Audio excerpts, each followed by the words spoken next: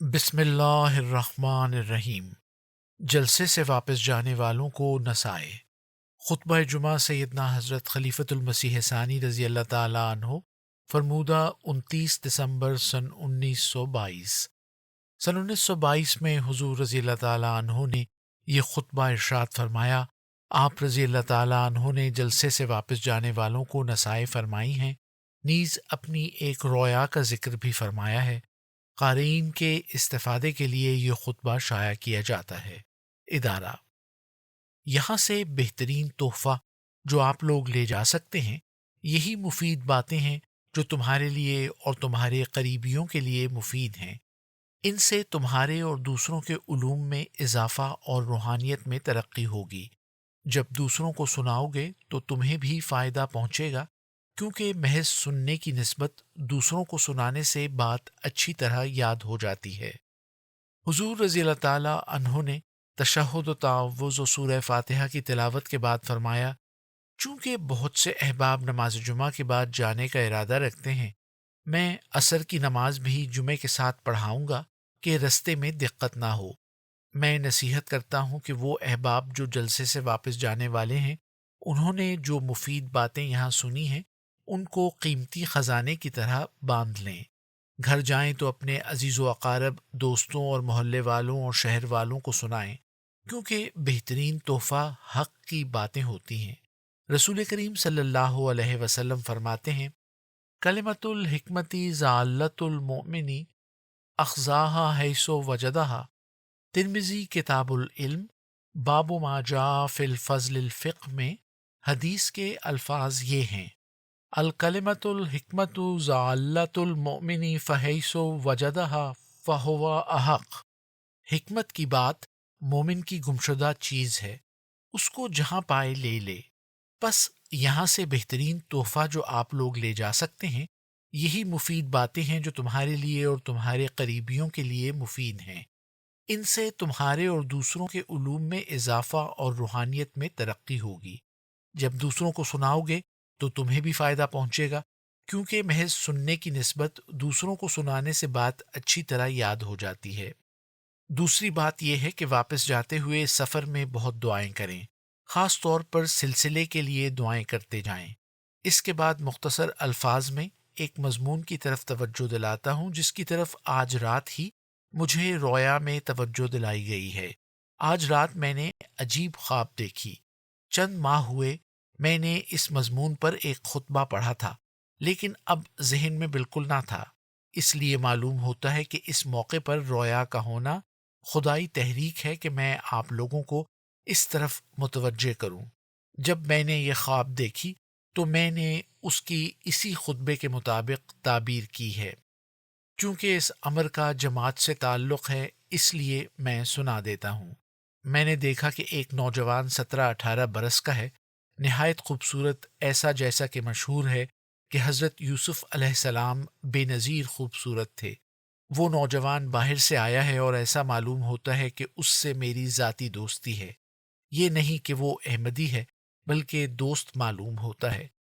اس سے احمدیت کا سوال پیدا نہیں ہوتا، مگر اس کی حالت یہ ہے کہ جو اس سے ملتا ہے خوش ہو جاتا ہے۔ وہ میرے ساتھ لگ کر بیٹھا ہوا ہے۔ اس وقت میں نے دیکھا کہ ہمارے خاں صاحب ذوالفقار علی خاں صاحب آئے ہیں۔ ان کو یہ بات عجیب معلوم ہوئی ہے اور وہ حیران ہیں۔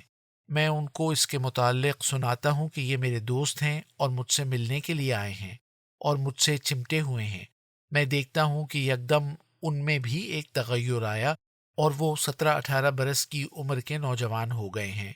وہ اس سے ملے ہیں اور ان کی یہ حالت ہوئی ہے کہ گویا وہ خوشی سے اچھلنے لگ گئے ہیں۔ میں نے اس کو کہا کہ میرے پاس بیٹھ کر سناؤ، تم کہاں کہاں گئے؟ پھر میں خان صاحب سے کہتا ہوں کہ یہ عجیب شخص ہے، جہاں یہ ہو لوگ اس کے ارد گرد اکٹھے ہو جاتے ہیں۔ میں ان کو یہ حال سناتا ہوں اور خوش ہوں۔ آخر وہ ہمارے گھر سے نکلا اور دروازے پر کھڑا ہو گیا۔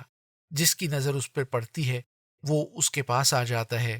قادیان کے مرد اور بچے سب لوگ اس پر لٹو ہوئے جاتے ہیں اور اس سے اس طرح محبت کرتے ہیں جس طرح میں کرتا ہوں۔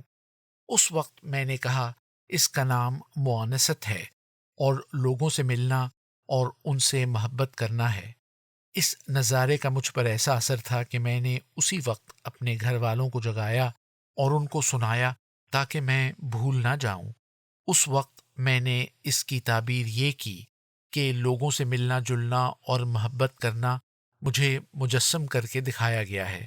لڑکے سے مراد وہ ملنے جلنے کی صفت تھی جو خوبصورت نوجوان کی صورت میں دکھائی گئی۔ جو لوگوں سے محبت کرتا ہے اور ہنسمکھ چہرے سے ملتا ہے، اس کے گرد لوگ جمع ہو جاتے ہیں۔ جو چڑچڑا ہو، اس سے لوگ بھاگتے ہیں۔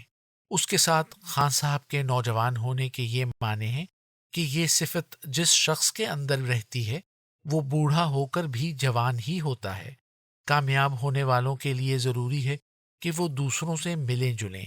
اس کے بغیر انسان کامیاب نہیں ہو سکتا۔ چنانچہ قرآن کریم میں آتا ہے، لو کنتا فظنا غلیظ القلب لانفضوا من حولک، سورہ آل عمران آیت 160۔ اگر تو سخت دل ہوتا تو یہ لوگ تیرے نزدیک نہ آتے، مگر یہ تیرے اخلاق اور حسن سلوک اور محبت کی وجہ ہے کہ منافق بھی جو ایمان میں تیرے ساتھ متفق نہیں تیرے پاس آتے ہیں، اور باوجود اس قدر علیحدگی کے وہ لوگ تجھ کو نہیں چھوڑ سکتے۔ یہ اعلیٰ صفت ہے، مگر افسوس ہے کہ ہماری جماعت کے لوگ دوسروں کے ظلموں کو دیکھ کر اس صفت کو چھوڑ رہے ہیں۔ ہماری جماعت میں ملنساری کا مادہ کم ہوتا جاتا ہے، ہمارا دائرہ تبلیغ محدود ہوتا جا رہا ہے۔ پس جو لوگ اپنے اندر ملنساری کا مادہ پیدا کریں گے وہ اس سے فائدہ اٹھائیں گے۔ یہ نوجوان صفت جس میں ہوتی ہے وہ شخص خوش خلق اور ملنسار ہو جاتا ہے، اس سے ملنے کی لوگوں میں خواہش پیدا ہوتی ہے۔ خوش طبعی اور ہنستے ہوئے چہرے سے ملنا، اچھے اخلاق اور محبت آمیز طریق سے ملاقات کرنا ایسی باتیں ہیں جو دوسروں کے دلوں پر اثر کرتی ہیں اور لوگ ان سے ملنے کے خواہش مند رہتے ہیں۔ یہ رویا مجھے رات اس لیے دکھائی گئی ہے کہ احباب جا رہے ہیں، میں ان کو نصیحت کر دوں کہ اس صفت سے کام لیں۔ جب تمہاری یہ حالت لوگ دیکھیں گے تو دوڑ دوڑ کر تمہارے پاس آئیں گے، تمہاری باتیں سنیں گے اور تمہیں اپنا ہمدرد سمجھ کر اپنی سنائیں گے۔ یہ چیز دین کے لیے بڑی ممد اور مددگار ہوگی۔ اللہ تعالی ہم پر فضل کرے، ہمارے عیب دور کرے۔ ہم نے خدا کے مامور کے حکم کے مطابق یہاں جمع ہو کر ایمان کی تازگی کے سامان کیے ہیں۔ اللہ تعالی ہمارے ایمان میں زیادتی کرے اور اس کی رضا ہمارے مد نظر ہو۔ الفضل 8 جنوری سن 1923۔